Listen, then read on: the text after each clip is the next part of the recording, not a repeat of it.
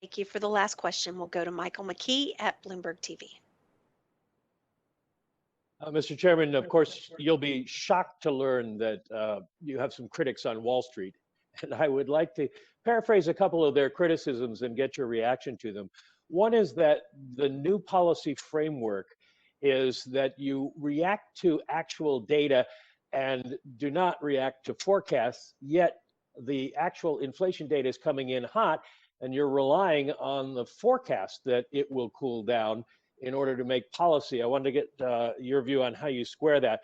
Another is that you have a long runway, you've said, for tapering with announcements, but if the data keep coming in faster than expected, are you trapped by fear of a taper tantrum from advancing the time period at which you announce a taper? And finally, you've said the Fed knows how to combat inflation, but raising rates also slows the economy. And there's a concern that you might be sacrificing the economy if you wait too long and have to raise rates too quickly. So that's a few questions there. But so let me say first, I think people misinterpret the framework. I think there's nothing wrong with the framework, and there's nothing in the framework that would in any way interfere with our ability to pursue our goals. That's for starters. All of our discussions and all of our thinking and planning are taking place in the context of our new framework. We're strongly committed to it. We think it's well suited to our goals, including in this unique time.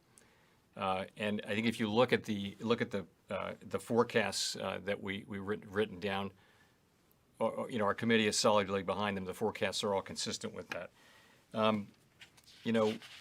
Your specific question, I guess, was, will we be behind the curve? And that's not the situation we're facing at all. The situation that we addressed in our statement on longer run goals and monetary policy strategy was a situation in which employment was at very high levels, but inflation was low. And what we said was we wouldn't raise interest rates just because unemployment was low, employment was high, if there was no evidence of inflation or other troubling imbalances. So that's what we said. That is not at all the current situation. The current situation, we have many millions of people who are unemployed, and we have inflation running well above our target.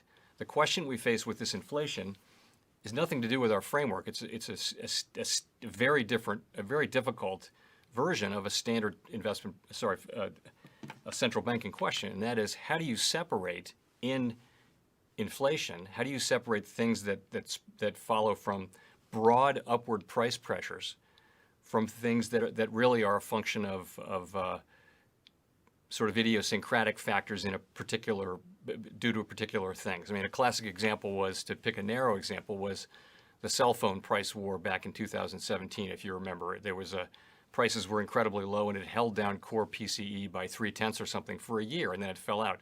So this is much bigger than that. And of course, it's not easy to tell in real time which is which, but that's the question you would face under really any framework. And we're trying to sort that out. I've tried to explain that today about how we think about that.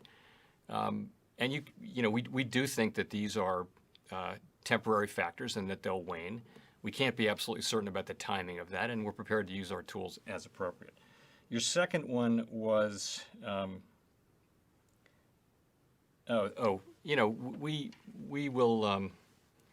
we will taper when we feel that the economy has achieved substantial further progress, and we will communicate very carefully in advance on that, and that's what we're doing.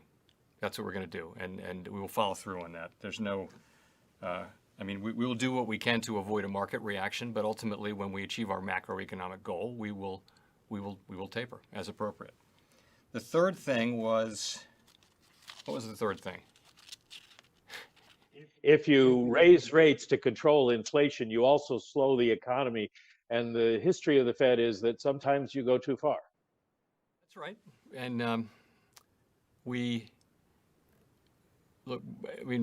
have to balance the two goals: maximum employment and price stability. Often they do pull in the same direction, of course.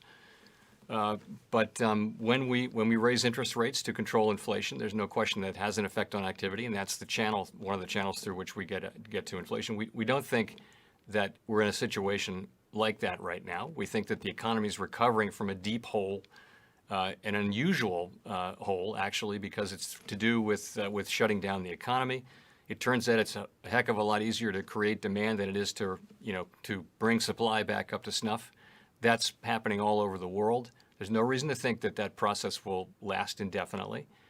But we're going to watch carefully to make sure that evolving inflation and our understanding of what's happening is right. And in the meantime, we'll conduct policy appropriately. Thank you, Mr. Chair. Thank you very much.